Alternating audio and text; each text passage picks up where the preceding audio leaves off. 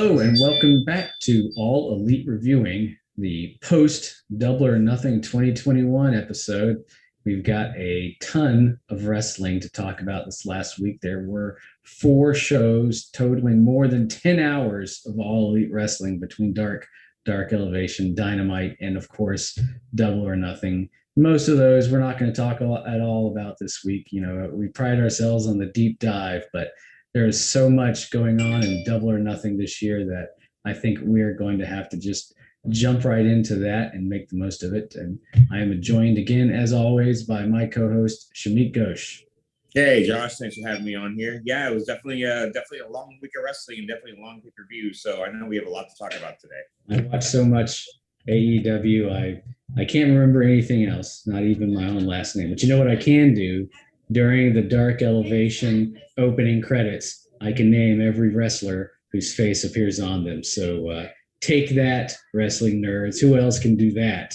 Yeah, why isn't there a game show about this? There should be, especially the way their heads go up and down like it's on a slot machine. It should be a drinking game. Every time you can't name a wrestler, you got to take a drink. Right. If anybody ever gathered together to watch a YouTube wrestling show, that's something that would happen. But since that will never happen, I'm not worried about it. But Double or Nothing. I thought first, before we even jump into it, overall impression. For me, it was a big thumbs up. I didn't think it was one of their best Double or Nothings or one of their best pay-per-views, but I had a lot of fun with it, and there wasn't anything I really didn't like in it. I'm actually trying to think on the whole of a better pay-per-view than AEW that I've seen, and it's not really coming to mind right now. And here's why. Even though some of the booking was not really what I thought it was, and there were some of the matches that I thought were maybe slightly disappointing. Mm-hmm. If you look at how the overall quality was from top to bottom, I just thought it was really well done. Yeah. I thought especially for a 4-hour show, it seemed like even the thing that I liked is that a lot of the matches that I thought were going to be bad actually ended up being kind of good. And that's always a nice surprise whenever, you get those in a pay-per-view. So that really helped my rating. It had a really nice, steady flow. There were really high highs. There were definitely some matches that were better than others, but in all, it had a nice, steady flow from beginning to end. I think really speaks to the depth of AEW's both their mid card and their undercard. That it's hard for them to have. I mean, it happens, but it's hard for them to have a really weak match. In fact, I think that's something I'm going to add into the end of our show. So you got an hour to think about it.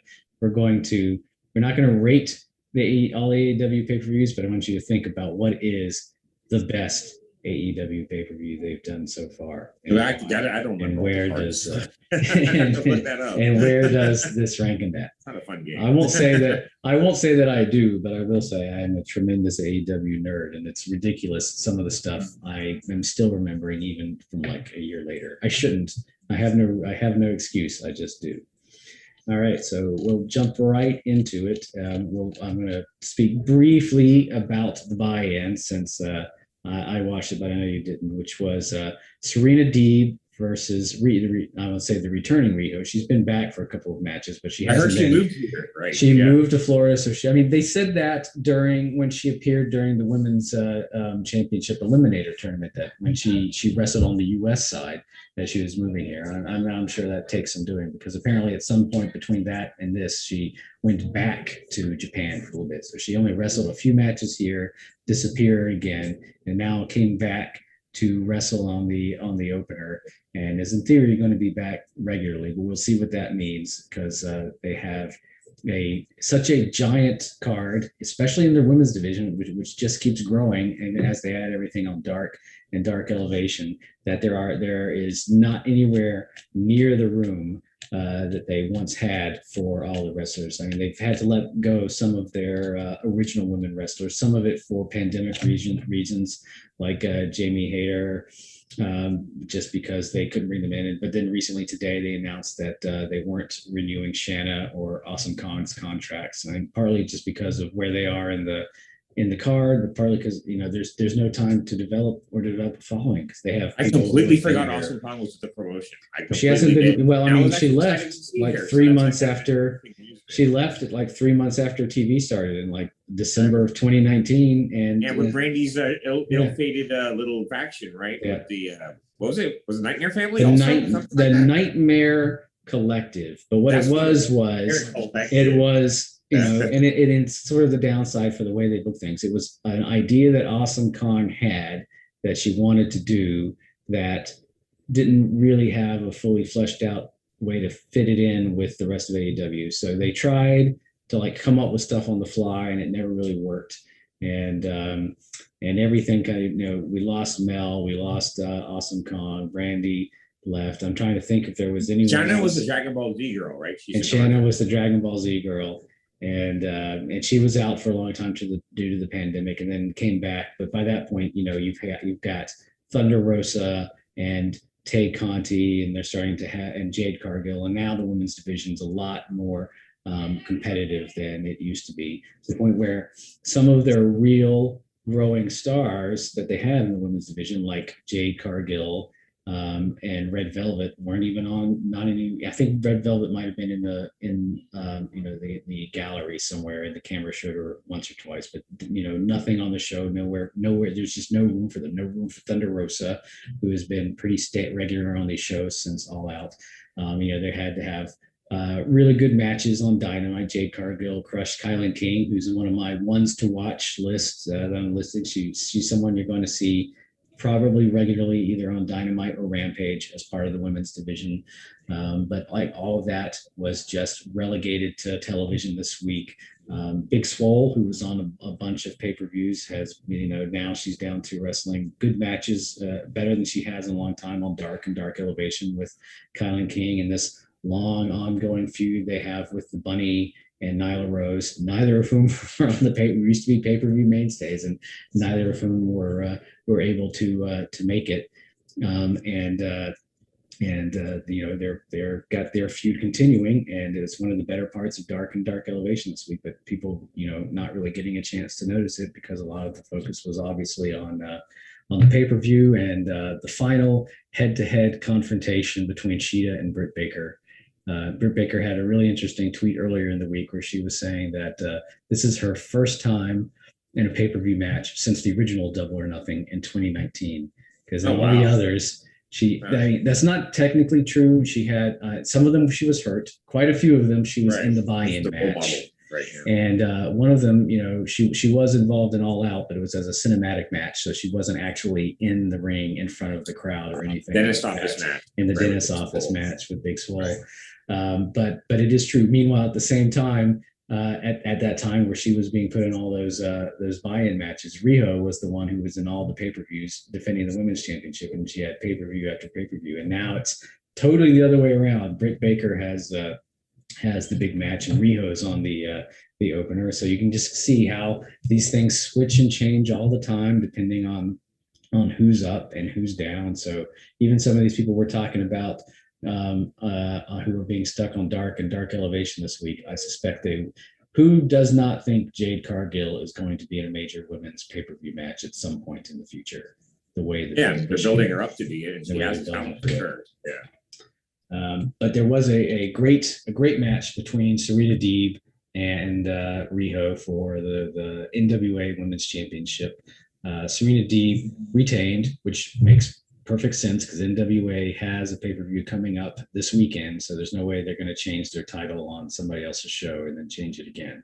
I was thinking while I was watching it, even though I knew it wouldn't happen, it would be interesting to see if they changed the title on someone else's show just to prove that it could happen. But somehow I don't think that they will ever do that, which makes the match have a little bit less intensity. But Serena Deeb's such a good wrestler. She's had several great NWA defenses, all on AEW shows, against Allison Kay, against Tay Conti, against Riho. It was a really, really good match, really good way to, and they got a long time. They got like 15 minutes. So to really prime the crowd and get everybody ready for the show, which launched with a blitz with Adam Page and Brian Cage, The Rage in the cage, which stayed on the stage. and I'm sure there are some other rhymes I can come up with that. But Well, it doesn't help that there's this two is really pages good. and two pages in the promotion. So When I are we just going to always start have with the calling it pages Hangman versus Machine because that's cages? far less confusing than going with the whole Adam Page versus Brian Cage Yeah. thing, right? Even though if it does give him the idea to come walking out to the ring wrapped in tinfoil, which is really the only thing. There were only like two things about this match I wasn't crazy about. That I get what he was going for with that look, and in some ways you can't ever do too much in wrestling, but The that might have been cybernetic too look, or much. like the cybernetic gladiator look. The cybernetic, Weapon X, machine, metal, Terminator, whatever. Kenny Omega actually used to do something like that in New Japan. It looked goofy then. It looks goofy here, but it's wrestling. That's there's nothing more wrestling than that. I mean, everybody kind of busted out brand new gear for the pay-per-view, right? That's what you do. You bust out. If you've got new gear, you bust it. Especially Double or Nothing, which is the AEW like, why did he come out with WrestleMania. claws? I mean, his whole thing is being this Wolverine, and he names all his moves after Wolverine. If he was going to dress up as anybody, right? Yeah, maybe there's very just tall limits. Wolverine, but still. Maybe there's limits to how far he'll push it on a Warner Brothers show, but we'll see. But this is a great match. It's a great opener. I thought maybe they would open with the Young Bucks match because the Bucks have tended to prefer to open. I mean, they've gone deep sometimes, but they usually prefer to open the shows and not go later in. But this actually, I think if they had known what sort of reactions different matches would get, maybe they would have swapped things up and put Page and Cage in the middle to liven the crowd back up again. But for this was a hot crowd, so like 5,000 people. They say it was like a total sellout, so it was like the largest crowd AEW has had in almost 2 years, and everybody couldn't wait to get in one of these matches. And Page is still really over. It's the other thing you get to see from Dynamite to now to, and we'll talk about it on the next show, the dark elevations that they've been recording in front of all these live dynamite crowds. So you're really getting to see who is really, really over and who to watch and who not to watch. So one thing I found out that Tay Conti is as over as we think she is, and the Varsity Blondes and Julia Hart are really over. But we found out here in this first match, Adam Page still over. Everybody still loves the Drunk Cowboy. People were chanting cowboy shit throughout this entire match. It's been 2 years and nobody has forgotten that. Don't think anybody's ever going to. It took them about 6 months to get him going from the launch of AEW, but he's locked in and everybody still loves him. And this was a really good match. There was a little bit of sloppiness here and there.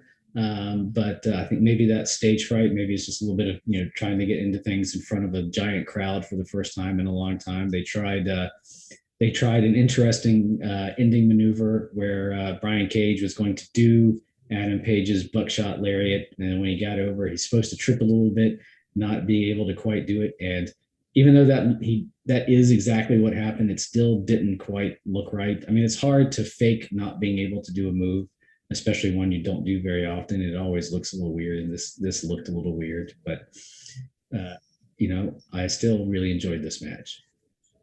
Yeah, no, it was a very good match. I really liked it. I liked that Page seemed to go very aerial for the match. Yep. He was in the air a lot for it. There were a lot of counters from Page too in this match, which I really liked. And I'm a big Brian Cage fan.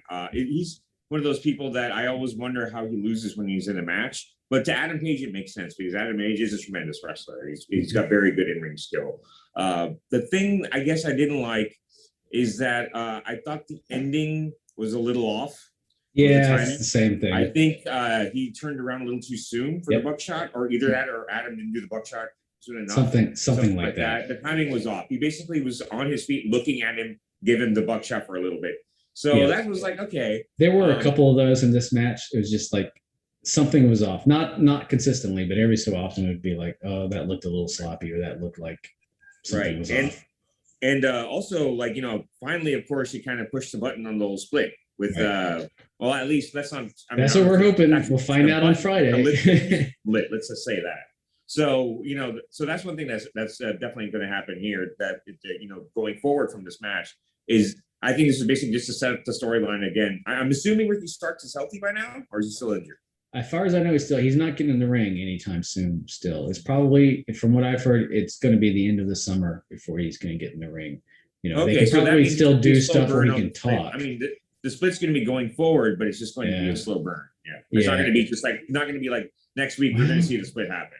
I don't know, because I mean they've been working on it slow burn already. Obviously, they didn't know he was going to get injured, but this is one of the downsides of, because obviously Dynamite is preempted again this week to Friday, so we get our after show a full week almost after the pay-per-view, so we won't find out till Friday what the actual fallout is to Double or Nothing. I mean, it feels like it is time for them to have some sort of Brian Cage Team Taz breakup. It seemed like they really hinted at it here with the first of, unfortunately, many run-ins during this show, which is one of the few things. What is the theme?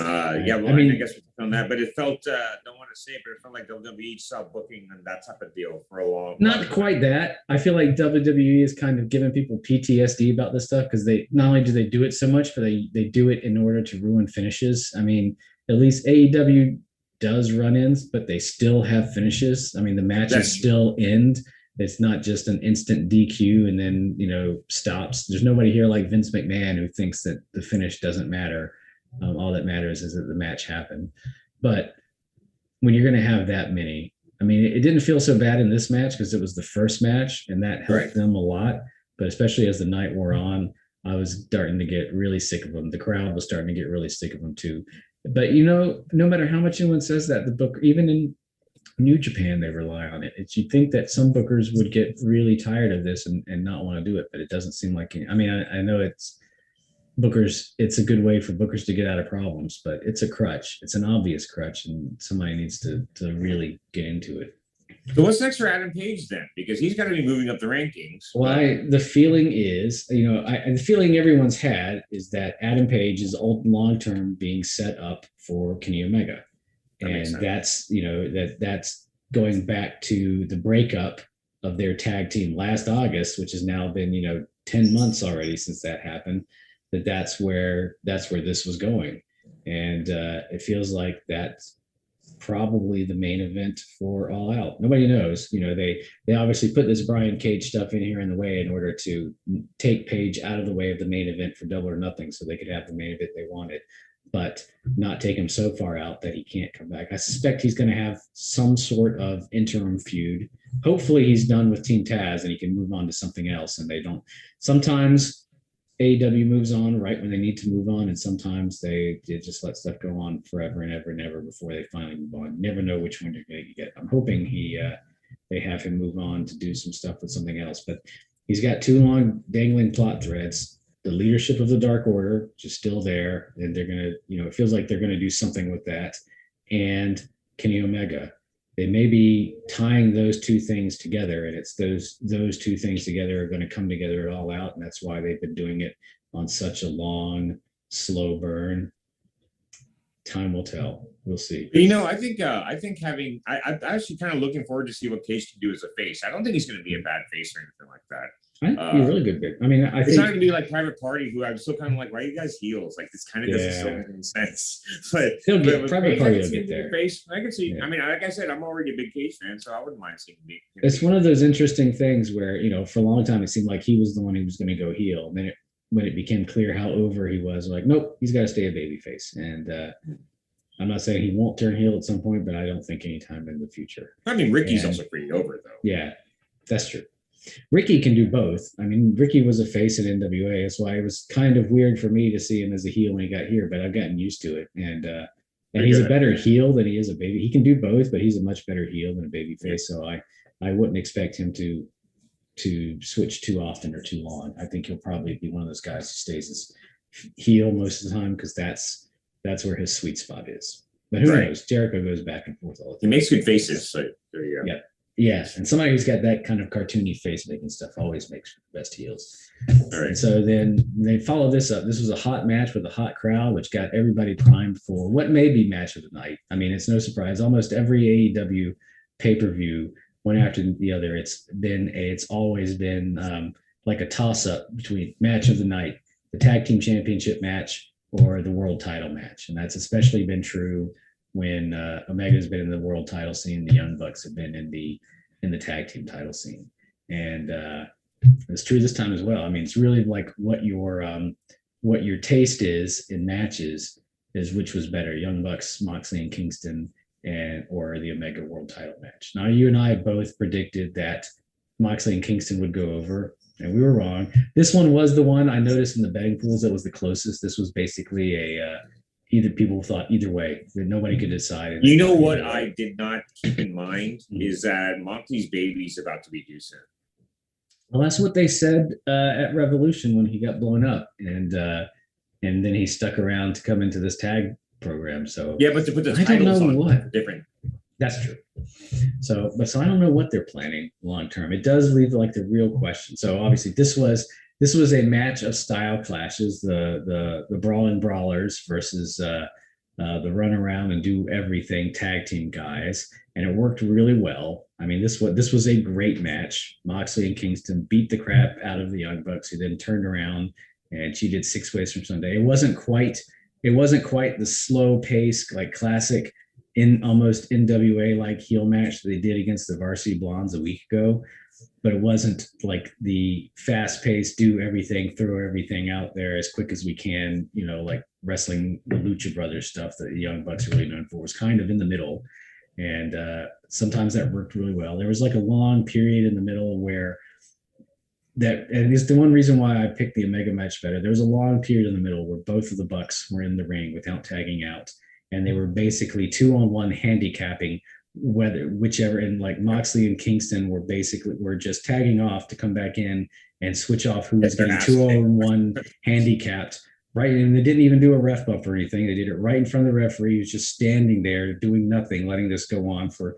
I mean, it can't have been 10 minutes because this was only an 18 or 20-minute match, but it felt like a long time. It felt like, I mean, it was like to when I was just talking like, is this just what the match is? I know they're heels, but is this just what the match is going to be? They're just going to handicap everyone. Like so many times. I'm like, what's the ref doing? Ref, you got to kick one of these guys out.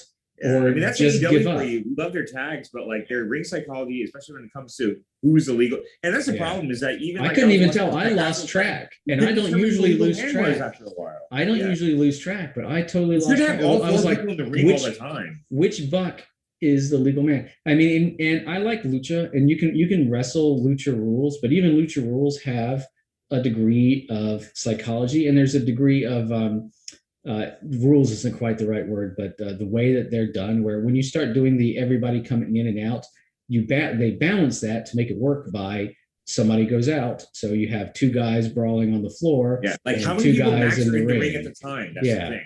And even when it's like all 4 of them, all right, that's a bit much, but that's something that it goes on for a little bit and then it breaks up because it's 4-on-4, it's 2-on-2, and people go back to their corners. This was just a handicap match. This was 2-on-1 for an extended period of time. Taking their turn, getting kicked at their ass kicked by the Young Bucks, basically. Yeah, I mean, I get that they want to do their cooperative maneuvers and those are really cool, but you need to break those up so that it doesn't look like. I mean, for a period, Mox was just getting straight up his ass beats for a while, but he did great, by the way, selling the whole thing, the facial expressions and everything. He was awesome. He's really good at getting many times. I was like, what the hell is Eddie doing, and why isn't he breaking this up? Yeah. Where is he? Is he out of shape or something? And then what's going on? And then it completely ruined the hot tag because they're allowed to just stay in the ring and continue to 2-on-1. So they had the hot tag, and then that just meant Eddie ran face first into a super kick, and then he started getting beaten up. Exactly. So that's the thing. It's like, like there's I love Young Buck matches in there, but it's just when they mess up the ring psychology of like.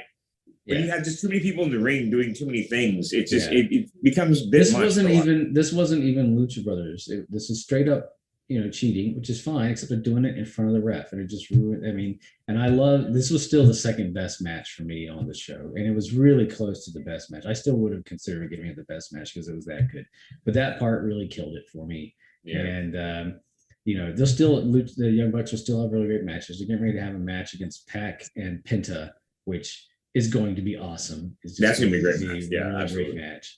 Mm-hmm. And I can't wait for that. But yeah, that's really the one little thing that I didn't like. And then I did think it was a mistake I get why they had the Young Bucks go over, but I think it was a mistake. I think it's, it's a good time especially if you're building towards Kenny losing at either All Out or Full Gear. And my gut says probably All Out. Then it makes sense to have the Bucks lose first, and you start kind of that alliance starts to break down. It will start to break down as soon as somebody loses a belt, And then it's a question of who's going to do it first and how does it break down and break apart. And putting Moxley in the tag team championship scene opens up a lot of opponents for him without having to worry about him going off and fighting Omega. Because now, do Moxley and Kingston keep tagging so they can get a rematch? Is that that's what I'm hoping? I'm hoping it doesn't become like the next man up stuff that AEW does, which I know is, I guess, technically fair when you consider the ranking system. Yeah. But at the same time, I think there's a lot of appetite for a lengthy Young Bucks, Mox, and Eddie feud. Could be, if they want to do a rematch at All Out between them, and then that's where they beat. But I don't think they're going to change the tag titles and the World Championship title at the same pay-per-view. Maybe they will, but I kind of doubt it. Not while they're all on the. Well, we also didn't think they'd have all heel champions, and here we are. That's true. I know that's true. We have all except for all heel champions. All heel champions. The first time they got all heel champions, which we'll talk about in just a second. But it also opens up the question of, if not a long feud with Mox and Kingston, who's next? Because all of their other best almost all of their other best tag teams who have a shot are heel teams, and they're not right. Like Acclaimed. Yeah, they're not. Yeah, but I mean, everybody would love to see an FTR Young Bucks rematch where they're not going to do it while they're. It doesn't make any sense to do it while they're both heels.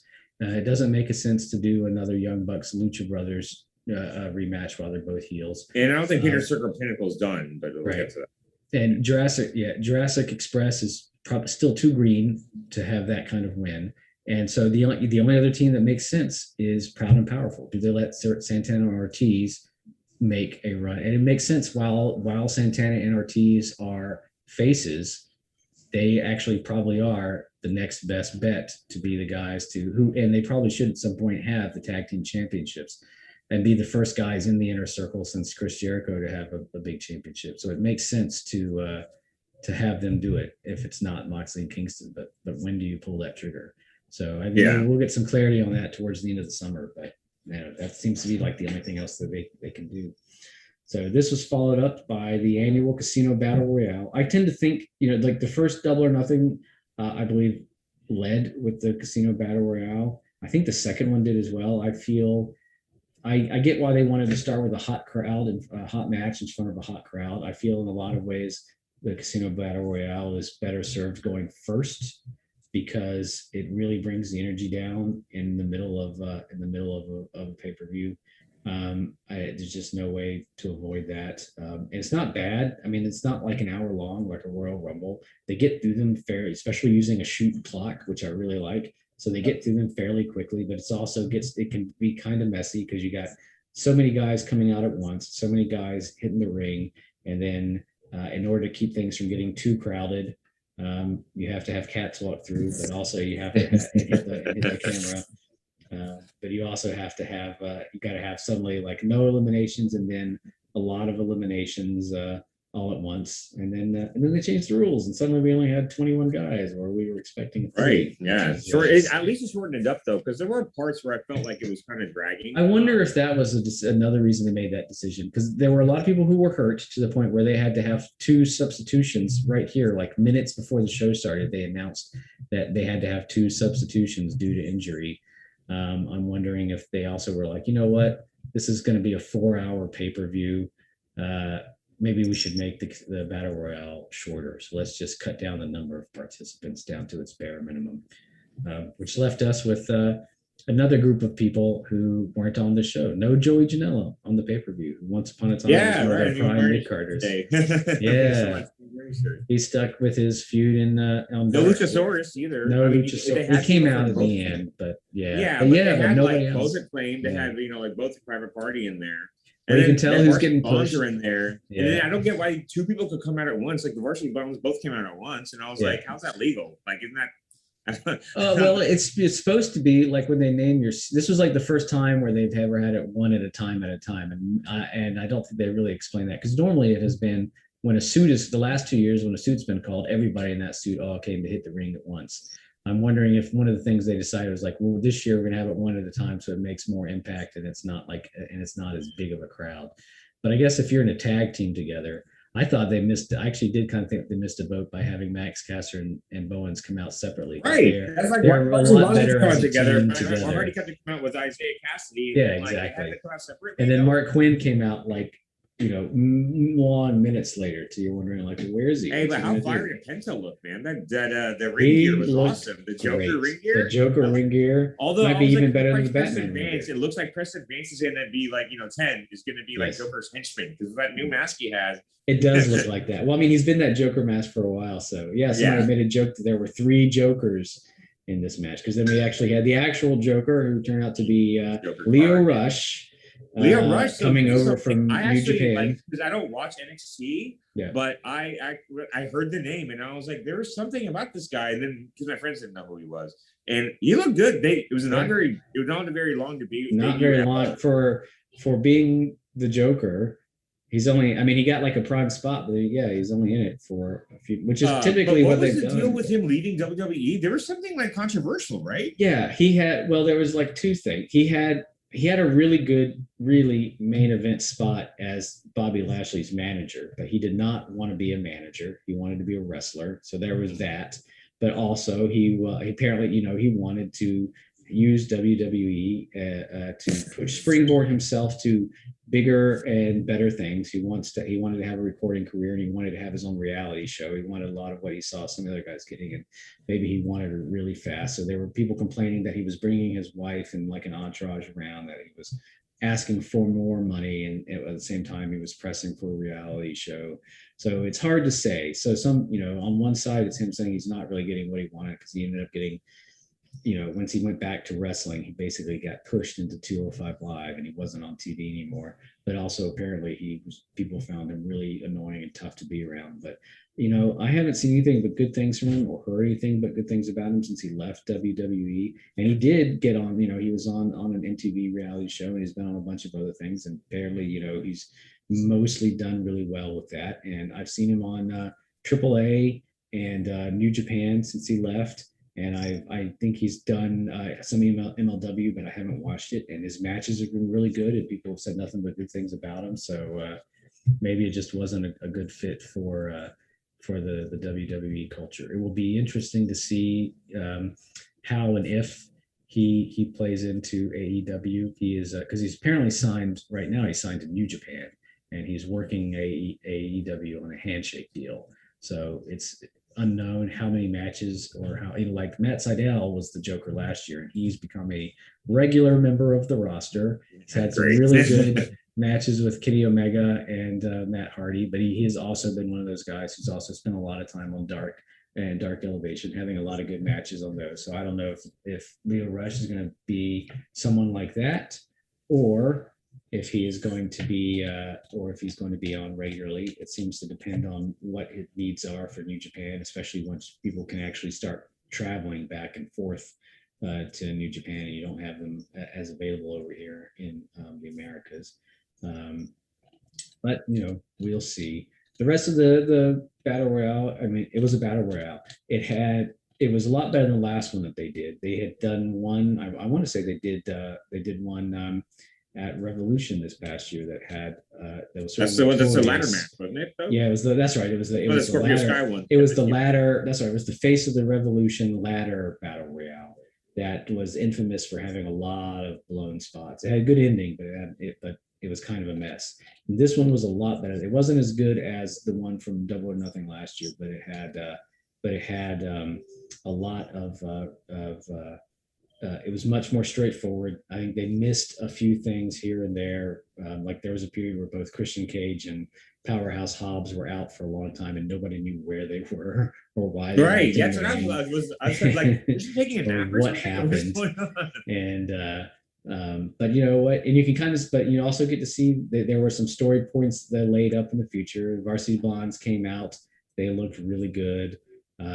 Dark Order came out. You still had some continued storyline. You had a lot of continued storyline stuff with the Hardy family office up to Matt Hardy being the big villain left at the end, who is standing in the way of Jungle Boy and Christian Cage until he gets dumped, and it was left with just between Jungle Boy and Christian Cage. I think going into this, everyone thought Christian Cage, who was one of the first people in, was he stayed in for the whole match, was going to be the winner. He seemed like the high likelihood. But they finally pulled the trigger on Jungle Boy, dumped Christian Cage, and won a match, a face off against Kenny Omega for the championship, which is apparently going to happen in 2 weeks, also on a Friday. Had a great spin around maneuver around the post where it looked like he was going to get dumped off the post, and instead he spun all the way around and came back into the ring. That was one of my favorite moves of the night. But the ending was so good, I can kind of turn my brain off to some of the stuff that they were doing in the middle, which we can kind of space off. I was spending a lot of time in the middle instead, like looking over my dark elevation notes and looking and seeing things that were interesting there that might be interesting. Like my next one to watch, which is something I'm going to be bringing up on regular shows. So there is a new woman in the one to watch who's been showing up in a lot of the squash matches. Reika Tahaka, who is Yes, a Polynesian wrestler. She had two really good matches where she got beat pretty thoroughly by Thunder Rosa, and another one with Britt Baker, and they were both really good. And I'm sure she's going to have probably another 6 months of getting beat, but her matches so far have been good. I suspect they're going to get better and better until we start to see her actually coming on to on the Dynamite and Rampage and racking up some wins. And she's going to be part of that class with Tay Conti and Kylan King and Red Velvet. That's going to come out of Elevation this year and suddenly and we're going to be like, oh my God, where did this come from? Now we've got like 8 really good women wrestlers popping up. So we shall see. And maybe Maddie Rankowski. So too early to say there, but one to watch. Reka Tahaka, you heard it here first. So keep your eyes open during the dark elevations to pop up, unless she goes to WWE, which we can all hope that she doesn't. All right, and then Casino Battle Royale done. We came to the match that I know Shameek was looking forward to the most: Cody versus Anthony Ogogo.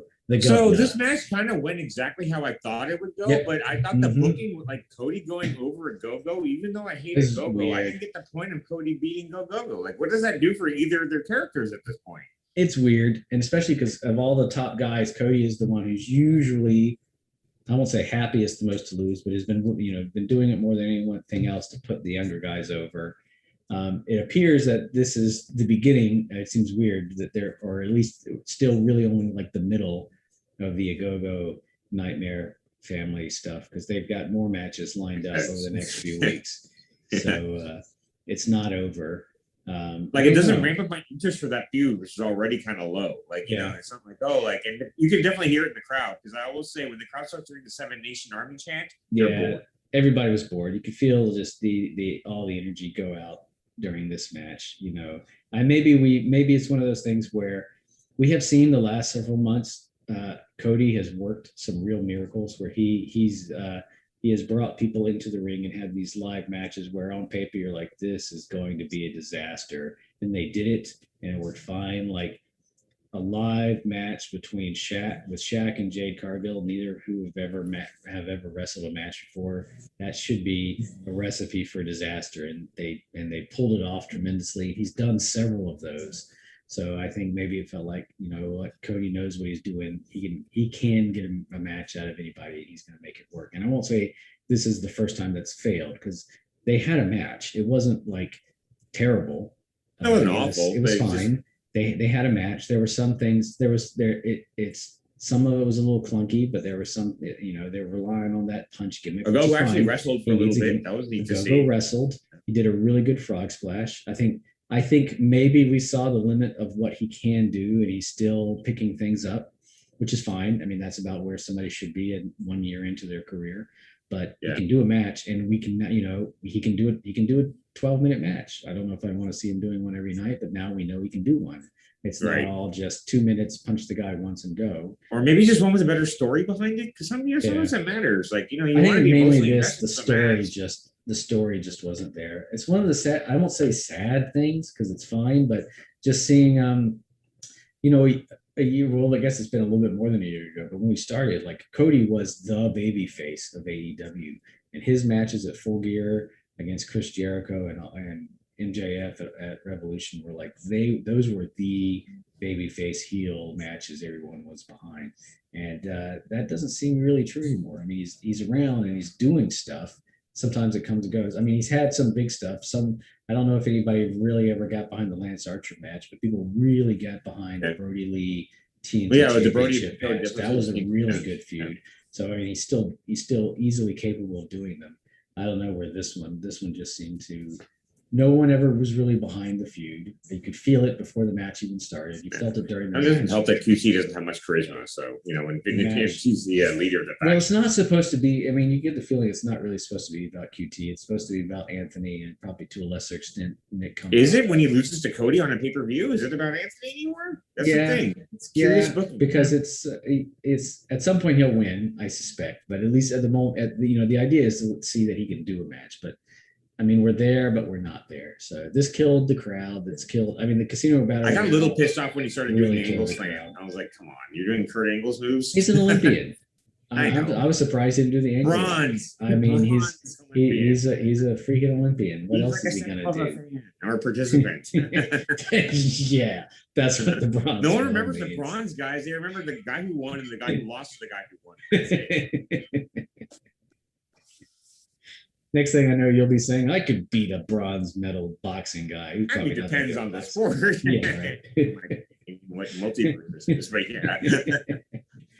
But yeah, it killed this crowd. It's just, I really actually like Anthony Gogo. I think the governor as a gimmick has a lot of star potential, but they're not booking it yet. It was like Dudley from Street Fighter 3. They're not booking it yet where it really get over. But you know what this match didn't have, which I really appreciated? Did not have a lot of bullshit, which is unique for a Cody match. Yeah. Like, Cody matches tend to have the most bullshit. Yeah. Especially because you're supposed to build up the Nightmare or the Factory as a faction. I thought that would be a lot more interfery than they were, but I guess I didn't have one match where that didn't happen too much. Well, they're still around because they were, on Dark this week, interfering with Dustin and building to they had he came in, they were clocking Dustin at the casino battle royale with that bull rope, which is apparently going to finally lead to the Dustin Nick Camarado bull rope match this Friday. Oh. So that's like their first big payoff for that. But there's just so much, it's hard to keep track. And I don't know how. I pay attention to stuff more than people really should. And even I'm kind of like, that seems kind of quick and it just sort of being thrown out there. But we'll see. They have done some stuff where it seems like it's just been thrown out there when you saw the match. So, I mean, remember how many people bitched about the Young Bucks FTR buildup and then they had the match and it was like, oh, that was so great. It was totally worth it. And even in retrospect makes the buildup seem better than it was because it was so great. I don't think this is going to be that, but, they did that with Dustin and QT and their feud against Butcher and the Blade, which was just kind of blah and it's kind of there. But then they had that bunkhouse match and it was great. And that feud is all Alien to me. So anyways. Yeah. But their bunkhouse match was great. It was so great for me anyway that it made it everything worthwhile, even though the buildup wasn't great. But it had a lot to rebuild after Battle Royale and Cody and Gogo, but fortunately, everything after this was is this feud going to continue? I'm assuming it looks like it. They're having a tag match. You said the bull rope match, of course, and the bull rope match with Nick Camarado. So that's going to continue. They got two more Nightmare Factory feud matches on the next Dynamite. Aaron Solo versus Lee Johnson. Woo, who are that? Hey, I love Lee. Lee Johnson was one of my ones to watch last year. I want him to lead Nightmare. I want him to lead that whole thing. Accurate. So he's going to be. He's in that. He is in actually. I think that's actually what it is. He's in that tag match. It's Cody and Lee Johnson versus Anthony Gogo and QT Marshall. Put him on his own. Don't put him in a faction. I think that would help his character a lot. He doesn't quite have the charisma, but he's getting there. He's getting there. Like when he talks, it's not quite there. He does, he's up there. He's one of those guys that I think, especially once Rampage starts out, like guys like him and Captain Sean Dean and a couple of the others who've been recent signers who felt to me like ones to watch going back to last spring when the pandemic started, but they just don't have the time. I think hopefully when Rampage starts, they're finally going to get that time. I want to see people's over-under on when Rampage gets extended to 2 hours, because I don't think 1 hour is going to be enough of the second show is going to be enough for all the talent that they've signed. But I was going to say that'd be the shortest show. Yeah. Yeah. All right. So after this, the good news is that this was the low point of the show, and everything built. All the other matches after this were really good, and you knew they were going to be good. For the most part, they were at least as good as you expected them to be, and in some cases better as it moved up. Miro had to do double duty this weekend because he wrestled a TNT match against was it Darius or which Martin? Dante Martin. Which Dante Martin? I can't ever remember. I can't remember which yeah, one. Yeah, Darius is on the Darius is the one who's hurt. Yeah, so he's gonna be out for like another 6 months or something. Yeah, he had to wrestle a TNT title match against Dante, which turned into an extended squash match, which was great because that's what you want out of Miro. Yeah, he's basically fed to Miro. Yeah. Pretty much, which is fine. And he got some stuff in, and you know, that's Top Flight will probably be one of those teams that's doing a whole lot in the tag division when it's together.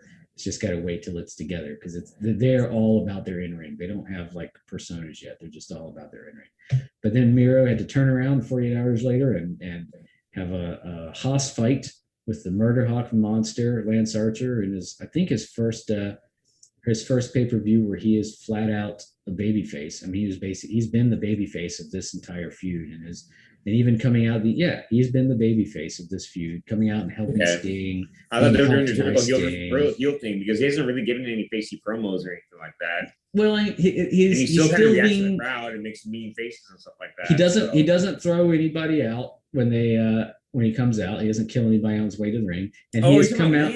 Lance. No. Miro was definitely the heel. It's a weird dynamic because Miro, I mean, they're both over, but Miro, heel killer Miro is definitely over the way a babyface is. So nobody's ever going to boo him. All they're going to want is have him come out and crush some poor fool, and then they will cheer. So he'll be a heel who never gets booed, which is fine. There's nothing wrong with that. This is the Miro. I know some people say like this is the Miro he should have been from the beginning, which to a point is true. Like, but it's not. It shouldn't be a surprise either. Like Tony Khan did an interview back in November. In November, he basically said this is the plan for Miro. People who are saying we're not doing this is way before even the wedding. People were saying like, why are you doing this with him? Why are you doing stuff with him? This is you're going to everything you're saying you want to see happen with him. It's going to happen with him in the next couple of months. And lo and behold, in the next couple of months, he killed Darby Allin. He killed Dante Martin. He didn't quite kill Lance Archer, but definitely he won. And he won convincingly. And he got this crowd back on its feet, even with a couple of clumsy spots. They did a good 10 minutes. He showed he can do a good 10-minute match with big man, with small man. And this crowd was ready to see Miro kill some more fools soon. So my hope is that he gets to keep his open challenge going throughout the summer. And then every week he gets 5 minutes to crush some poor dude.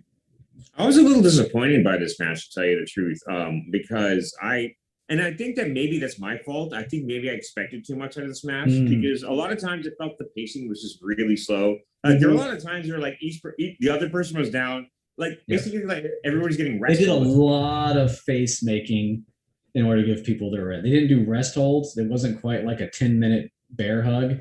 But they made sure after a big move to give the other dude plenty of time to get his air exactly. And actually kind of killed the pacing a little bit, but there were some good spots. There was like, I remember the running off the Irish whip crossbody spots that were really impressive. Yeah. But overall, I thought, and also when he hooked on his camel clutch at the end, or game over, it looked off because his hands were by his forehead. That happens a lot. That's not the first time he's done that. Like, I don't think that's how the move is supposed to go, but he beat him, so whatever. It's been a long day. Like, sometimes his hands slip off. People have made note of that, but he's got so much fire.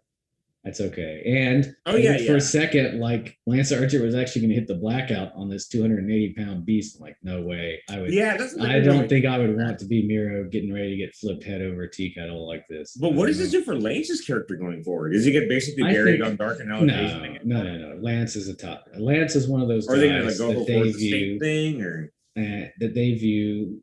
I mean, because if you look at it, if you look at Lance's art, he has never won the big match once ever. He's killed a bunch of dudes. But he lost to Cody. He lost to Moxley. I mean, eventually he's going to win. I mean, at some point he's going to win one of these big belts. But I don't think he's been hurt by any of it. He's somebody who is he's over enough that he can lose like this as like that final level boss and everybody still thinks he would kill anyone else in the ring, and so he doesn't really lose anything by losing.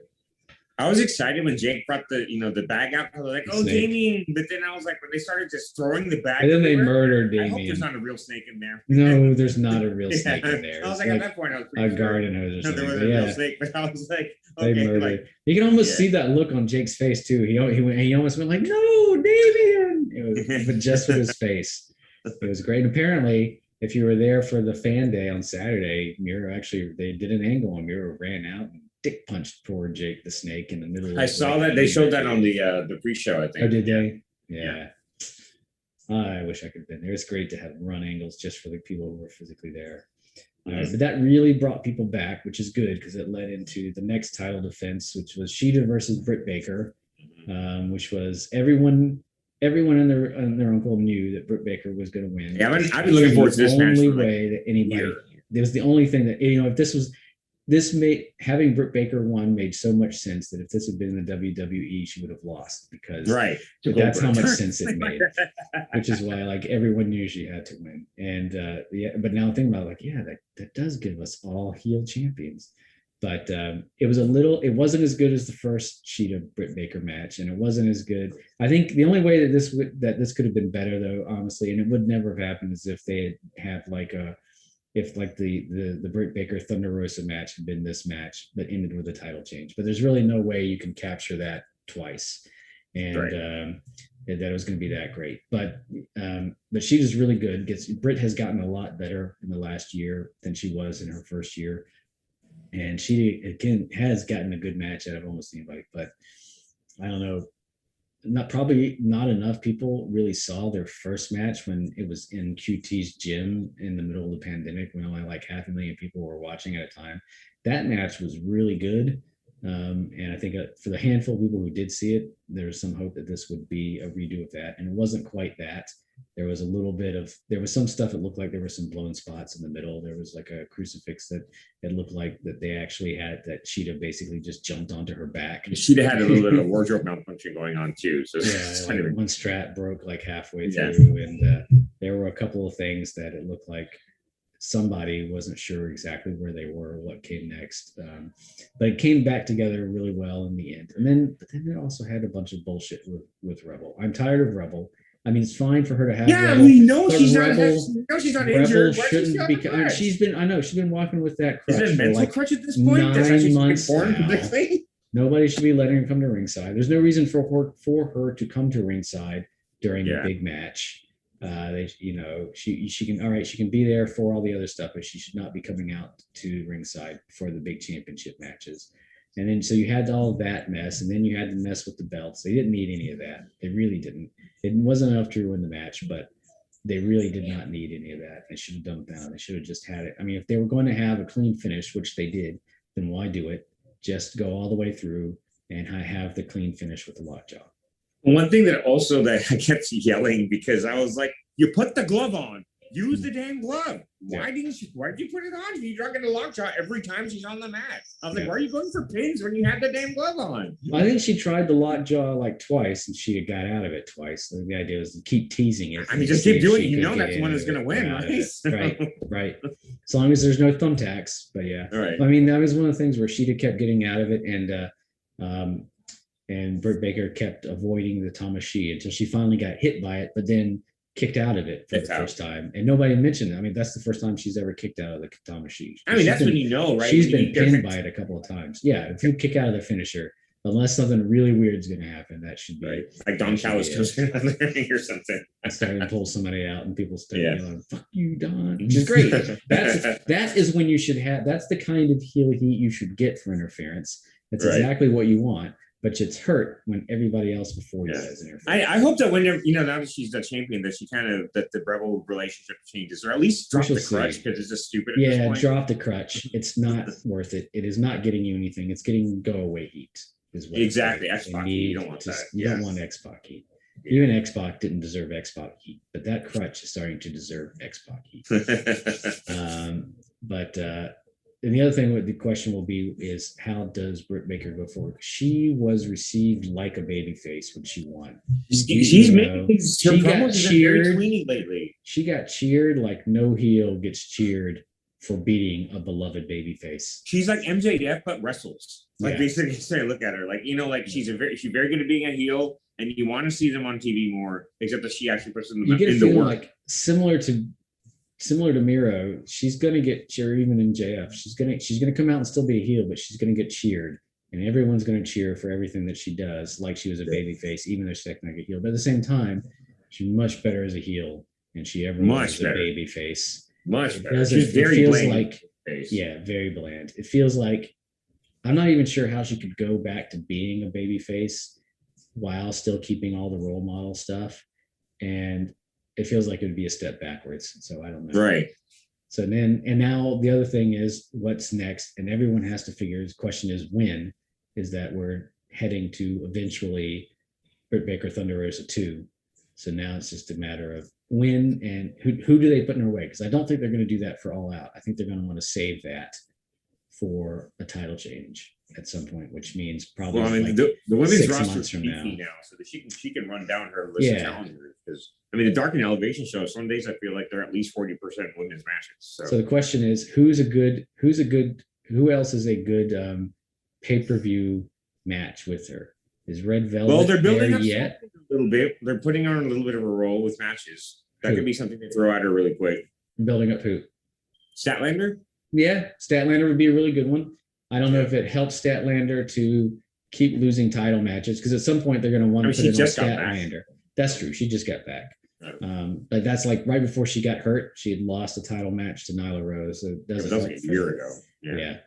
But not for me. But Statlander would probably be a good one. The other thing is because she's the top face women, it's not going to be. I don't think it's going to be Big Swole or anything. I wouldn't be surprised if they tried Big Swole. It's just the problem is, besides the fact that they've done Britt Baker Big Swole, is that there's issues with whether that they can turn that into an in the ring pay-per-view match, and I don't know if anybody thinks that they'll be able to. I'm not really. I'm not optimistic about that option.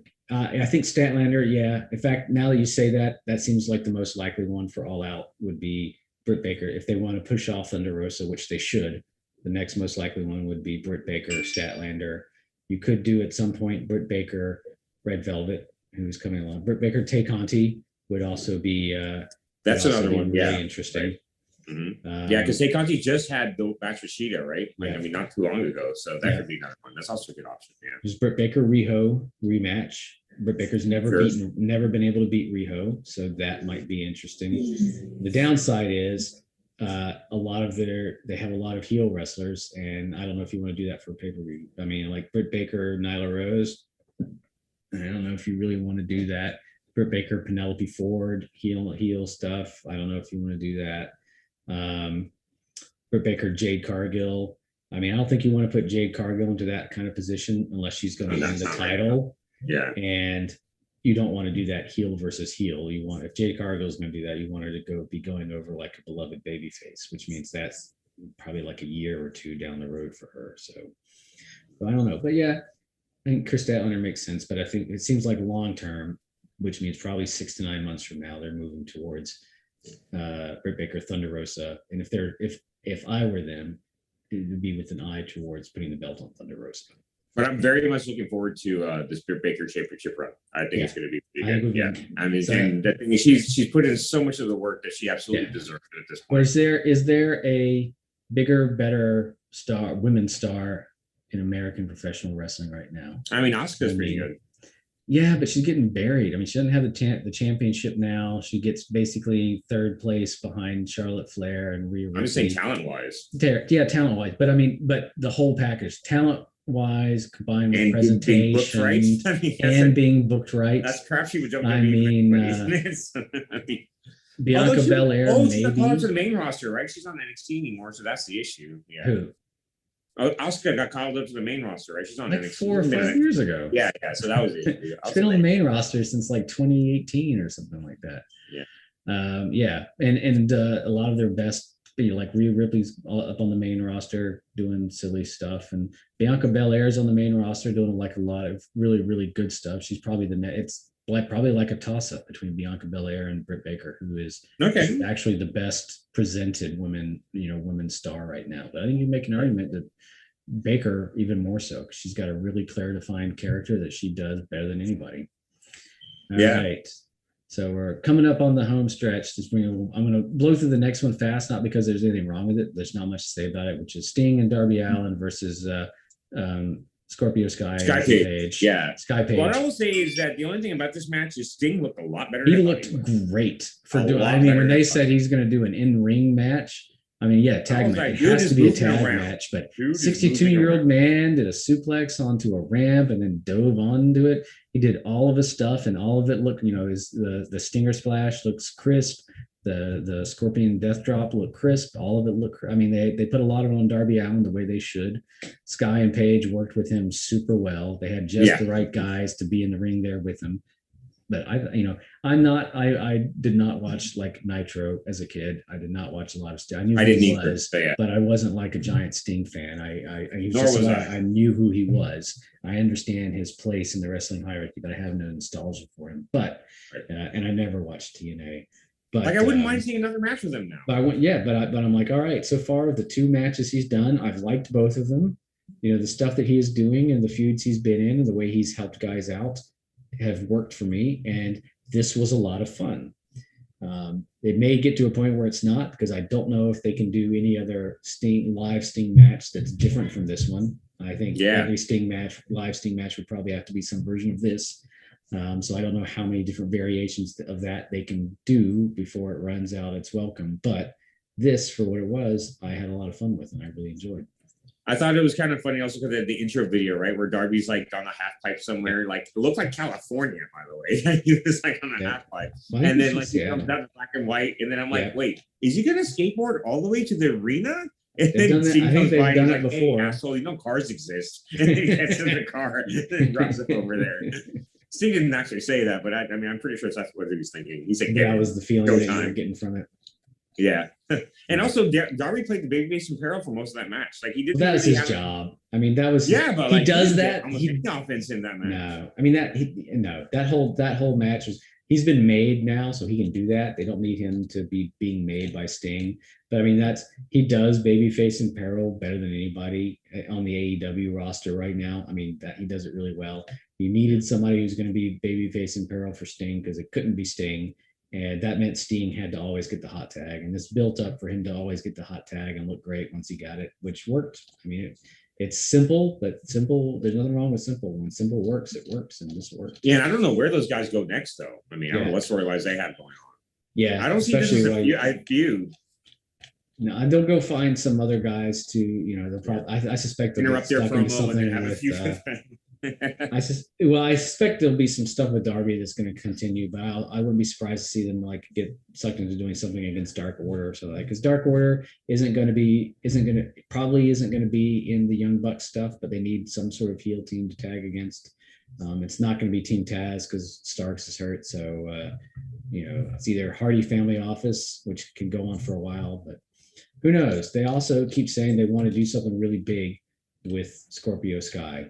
And I mean, that's why he won that Face the Revolution match. Well, I mean, he's in the third he's in basically a co-main event. He was in the last pay-per-view, he got to be the winner of one of their big brand events, and he's in a co-main event here. So we'll see if that continues on into All Out, or if he's pushed off into something else. But they've been trying to. They have no belt to put on him, and they don't want to make any more, which is smart. So they got to find something for him to do. I know I had doubts about taking him out of SCU and then immediately putting him into a heel tag team, but it worked out here, so we'll just see. But then that also helped get everybody all nice and fired back up and ready for Omega versus Pac versus Orange Cassidy, which is my pick for best match of the evening. That was the best match of the night. I mean, it was one of those things where I even thought about it for a while. I mean, because we all knew Kenny was going to win. Yeah. But this match, they made me believe that for a second that Orange Cassidy was going to pull it off. That Cassidy was going to pull it off. Especially that sequence where Pac did that. What was it, like a blue thunder bomb off the top rope? No, and And he then did like a as soon as- 450 or the Falcon Arrow. splash.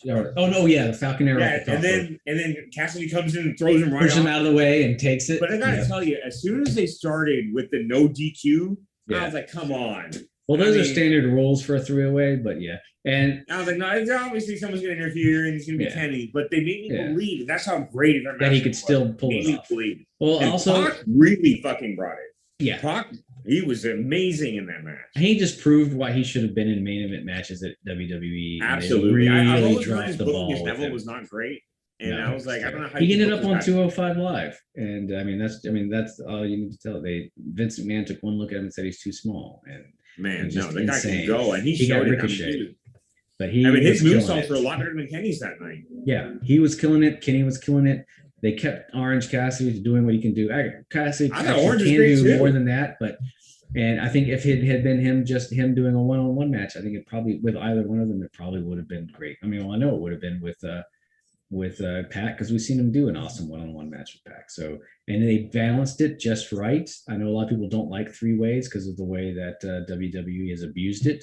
But this is the first time they've done it, really. It's the first time they've ever done it. They balanced it just right. They have that thing that they do, especially in big Omega matches, where it's like a combination of a American big pay-per-view match and a Japanese big pay-per-view match. And it goes back and forth between those two styles. And everyone was able to balance that really well. Plus, AEW is the only company on earth where you could legitimately think that they would put the belt on Orange Cassidy, even for a second. You'd be like, I can totally see AEW doing that. You wouldn't believe that. I mean, that was almost anyone else. When he did that, I was like, holy shit! I was like, it's gonna happen. They're going to freak everybody out.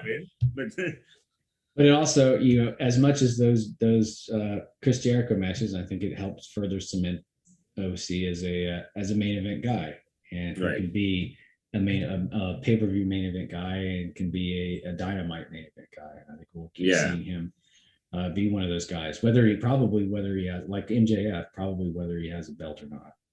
And I was a little upset at first. I was a little upset about the finish and how it was done. Yeah, I'm not from the school of thought.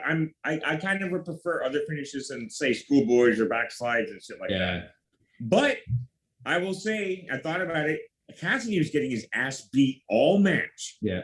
All match. I mean, I was like, is he going to get a concussion from all these V triggers type of beating? Yeah. To where then when I thought about it, it's like, actually does make sense that, that because, he has no energy left at that point. Yeah. So that he had a cover, but he didn't have, but he wasn't quite good enough. He had a cover, but he wasn't prepared for, and they usually, when they do those kinds of things, they do them for a reason, because they did exactly that finish with Cody and Darby Allin, and they did that as part of like a long-term plan so that Darby would learn from it, so that like the next time he wrestled Cody, he would know it's coming and be prepared for it. And I don't know if that's exactly what they'll do with Orange Cassidy, but I suspect they have some kind of long-term, if they're going to be that specific about the finish, they have some kind of long-term plan. I kind of would have preferred if they beat Pac, but that's okay, because both of them can take it. They can both take it and not be diminished in any way, especially with the quality of the match.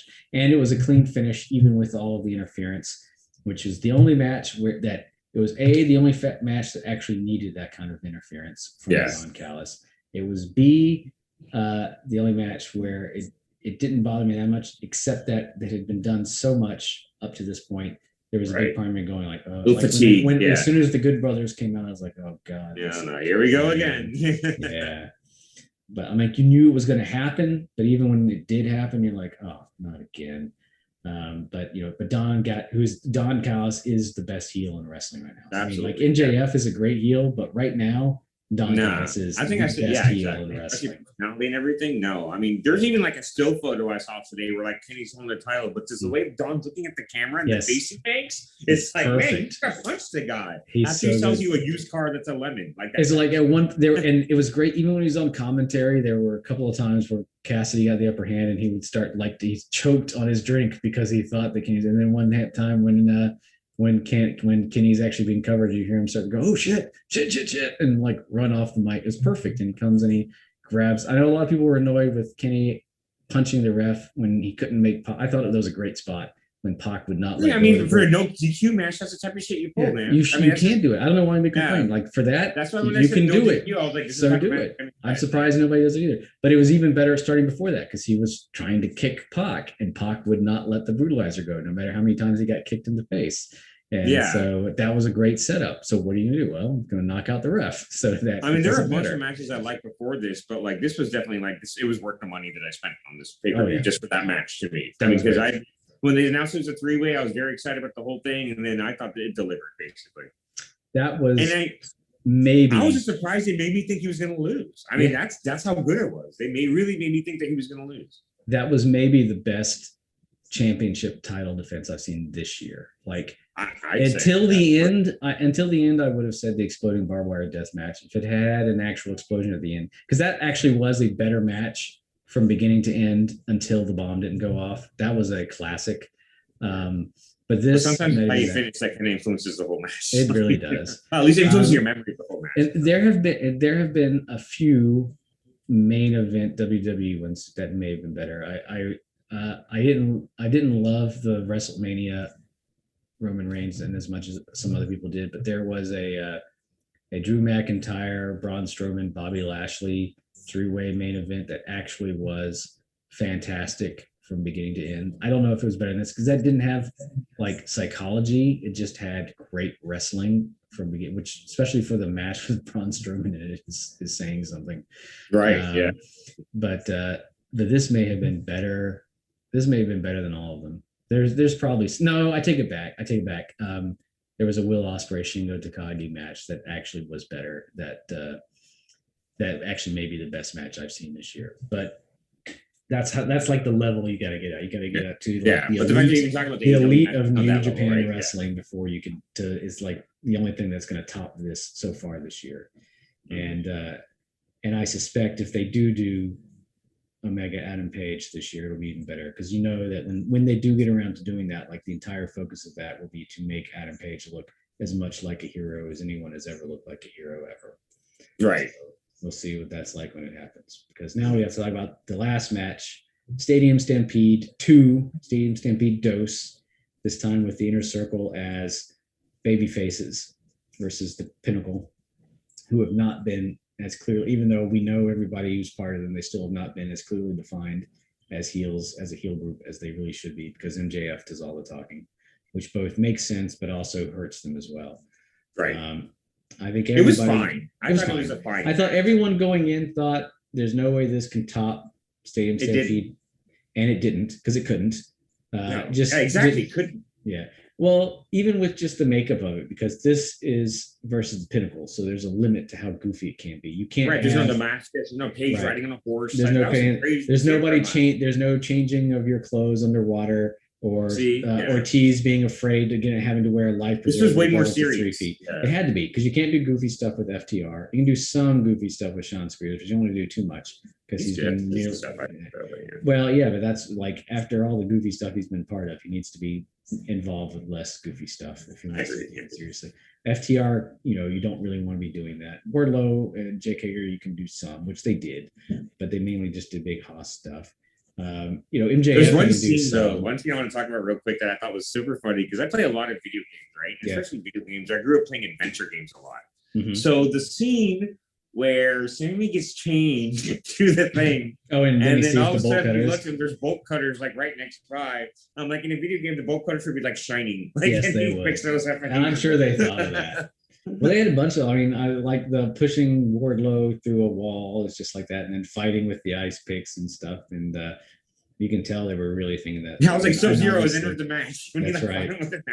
Well, I think at one point where Chris Jericho is fighting MJF, and he actually does say, "Get over here," and I just started saying, "Get over here." But he had the great Urban Meyer cameo, which they totally needed, and then MJF took a whole bunch of great, terrible looking bumps that looked like they actually did really hurt until they fought all the way through back into the crowd in the back of the building, and it really. But why was there a baseball bat in the thing in the conference room? That's what Cameron asked me the same thing. I will say burning trash can there. Why was there a hammer? Why was there a hammer in the conference room? I guess they were building. I was about the baseball that because like my 9-year-old son asked the same thing. I think that started to push the It's a realms of football stadium. suspension of disbelief to him. I will say the same thing I told him. I'm like, Chris Jericho is an old hand. He's been doing this for a long time. He was prepared, so but it he wasn't a knew barbed wire one. Isn't that he his was thing? prepared. Well, it was definitely Floyd. He just didn't have the barbed wire on it. Floyd doesn't have barbed wire. It's not okay. it's not Lucille or whatever from The Walking Dead. It's Floyd. Totally no, doesn't Mox also use a barbed bat? People Marks use a lot of has used a barbed wire bat in the past, I think. Oh, yeah. And then Sean Spears had the chairman room. Had like the chairman room. I know a lot of people thought that was silly. I loved the chairman room. I thought it looked great. That was a good I thought the gags they were doing throwing the chairs at each other were great. You know? Sammy got to drive the golf cart and run somebody over this time, so there were some good callbacks. They beat Sean Spears in the ring, which was the right guy.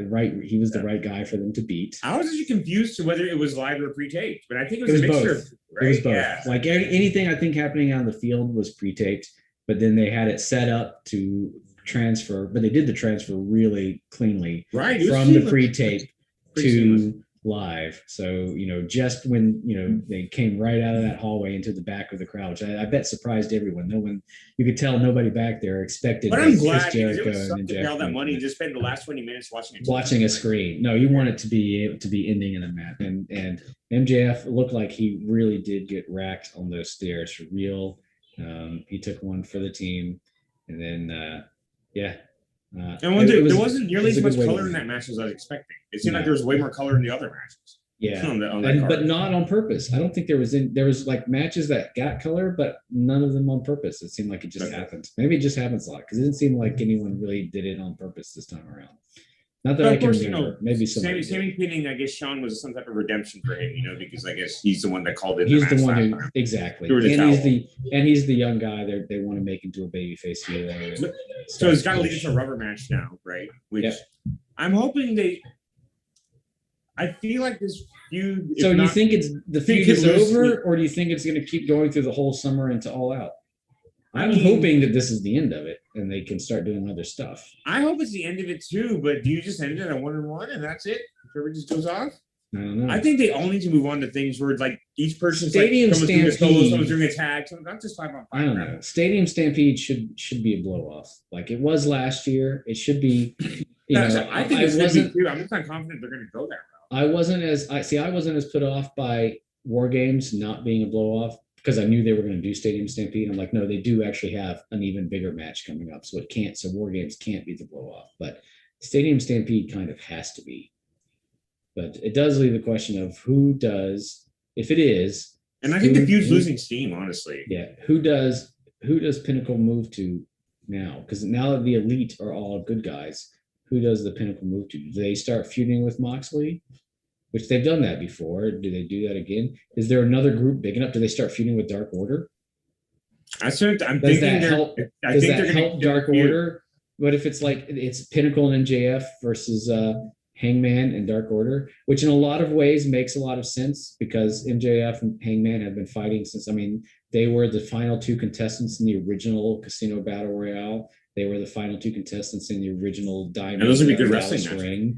Yeah. And they've had a number of good one-on-one wrestling matches in the past that they've only lost because of they've been very, very close matches. So MJF makes a really good foil for Hangman when he's a good guy. But does that if that's a feud you move into, does that help Dark Order or does it hurt Pinnacle? I mean, yeah, I don't know at this point. Also, I'm still not really convinced that this is over. I just don't think this is a blow-off match. I think it should. I just think it is. I don't think they've written it up like that. We'll find out Friday. I'm really hoping that's where Friday really comes into play, and that's another thing I'm a little disappointed because at least we knew with the Friday show last time that there wasn't going to be really that, and there was some stuff on it, but as far as furthering stories along, I mean, people are really just looking forward to the pay-per-view, right? But for this one, this is going to be a big show because this is like, where the reset on a lot of storylines are going to happen. And so that's like, Friday night at 9. But, this is going to be one to watch. Because, some of them, there's a lot of questions about where these people go from now on. Some of them they're already carrying over. The Varsity Blondes were eliminated by Chaos Project out of the Casino Battle Royale. So then on Dark Elevation last night, they had the revenge matches and singles matches against Serpentico and Luther, and so they're already doing it. Had actually a really good promo with Brian Pillman and Griff Garrison ahead of those matches, and you could see in their entrances, people were going nuts for the Varsity Blondes. So when there are, that's something else that I think Elevation, the dark shows are worth while they have crowds, is you can really see who in the undercard is getting over and who should be getting moved up to TV. And I have a feeling Varsity Blondes are going to be getting a lot more regular Dynamite time, especially the three of them and Julia Hart together in one group is getting a lot of attention from the live crowd. I would also point out before we go, is like two hidden matches not to miss that were on last week's. I think they were both on Elevation. They had a couple of people came over from New Japan for the Yuji Nagata match and taped matches that had been sitting there for a while, and they shared both of them. Royce Isaacs, who used to be on NWA and now wrestles here in Dark, wrestled Rin Narita, who's a young lion from New Japan Pro Wrestling. So we're both really good. That was a really, really good match. They both looked really good. They should really consider doing something with Royce Isaacs, especially when they have that extra hour. He should be someone who's one to watch. He hasn't had enough matches for me to tell, but people should be not sleeping on him. Then they brought Rocky Romero came. Yes, I saw that match. He wrestled, which I didn't know. Pretty good match. He was Trent Beretta's tag team for a long time, but I guess they're not making him actual part of Best Friends, or I guess the jury still out. No one knows. They are being incredibly non-committal. And Romero himself, I mean, Romero is obviously signed to New Japan Pro Wrestling, so it's hard how much he can go back and forth. But he's being non-committal. But he did. He obviously does stuff here. He does stuff with the Good Brothers. He's part of the team behind Talking Shopomania. So he does stuff with the Good Brothers as well. So he's not like completely foreign to this stuff. But yeah, they reformed at least temporarily Roppongi Vice, which was the name of his tag team with Trent, and had him on being the lead and had him hanging around with all the best friends. I don't think they're going to reform it, but I would not, or make him part of Best Friends, but I wouldn't be super surprised to see him coming out with Best Friends. Or like a loose affiliation type of thing, you know? Yeah. It would be really cool to see like Trent show up on New Japan Strong and have them together as well. That'd be interesting, but who knows? Depends on how much they want to do it. Oh, that does remind me, like, to call out my favorite single image of Double or Nothing. When in the middle of they did that MMA thing, like, now we're going to show you the challengers in the back getting ready for their match for the championship match, and they did a split screen of Pac, Orange Cassidy, and I thought it was a cutout of Cassidy. But I know, because Pac is doing all of his push-ups and getting ready, and Omega is doing his warm-ups and getting ready, and the Best Friends are doing a lot of warm-up stuff while Cassidy just sits in his chair. I literally thought it was just a cutout of Cassidy put in there. I laughed so hard. No, that's pretty good. That was great. Double or Nothing was great. Dynamite, I know everybody slept on it because Double or Nothing's coming on, but it had a lot of good segments. I'd say go check out the Jade Cargill segment because we've seen a lot of those. Elevation and Dark were both good. Don't sleep on Ricky Takahaki. Don't sleep on the stuff going on with Bunny and Big Swole and Kylan King. I think those are some nice undercover feuds that they've been warming up, which will lead to some nice blow-offs on Elevation either this week or next week. So now finally going to wrap it up almost on time to go back and ask what is the best AEW pay-per-view and where does Double or Nothing 2021 rank? Top 5, top 10, the bottom, the top. Like I said at the beginning, I don't know. First of all, I don't remember every card for every show because the memory's just not that good. But also, this is definitely the one that I can remember thinking from top to bottom that I really enjoyed it. And I really think, like I said, the Page Cage, the Hangman Machine match was really good. The tag team match was really good, even though I didn't really like the booking. Pretty much every match except for maybe the Cody Yogogo match, and even that was okay. It was just the booking was weird, and I never cared about it. So I'd like to say it's probably the best one I've seen yet. I can't remember liking one from top to bottom as much. Like even the women's match I was super into, which for me, I'm not really that into a lot of the women's matches, but I can actually say I was looking forward to the women's match more than anyone because I've been looking forward to Britt being the champion for so long. Yeah. So yeah, I don't know. I can't really think of one off the top of my head that I liked better than this one. I think for me, probably the best one is Revolution 2020, which had the Young Bucks Omega Page tag match. It also had Moxley winning the championship and the first Orange Cassidy Pac match and the Cody MJF. That's the one that I was thinking about in my mind. That one is still for me the best one. Second. Yeah. I don't know if I like this one. This one I've liked better than any since Double or Nothing last year. I think it's definitely better than Revolution this year. It's definitely better than All Out last year. All Out last year was just marred by a bunch of stuff that was out of their control. It went wrong. It went wrong from the beginning, and it never really got. It wasn't awful, but it's still the worst one they've done. It just nothing ever went right after things started going wrong. But I think this one was better even than Full Gear last year. And Full Gear last year was really strong, especially with the Cody Darby match and the big Bucks FTR match. Those were both great matches. But this one was solid from top to bottom. Even with the Cody Agogo match, it was still good. It was really. I don't think it's quite as good as last year's Double or Nothing, which was also actually solid from top to bottom and had the first Stadium Stampede, which was in my top 3 of matches last year. Maybe I'm biased. 2 of my top 3 matches of last year were AEW matches, but they just had a good year last year. But this might be number 3. I don't know. The first Double or Nothing so far is not ever let down. I mean, they try really hard to make Double or Nothing their best show, and so far they've succeeded. The first Double or Nothing is that what it is? Is that really the flagship special. show now? That's the flagship show. That's like their WrestleMania is Double or Nothing. I mean, it was the first.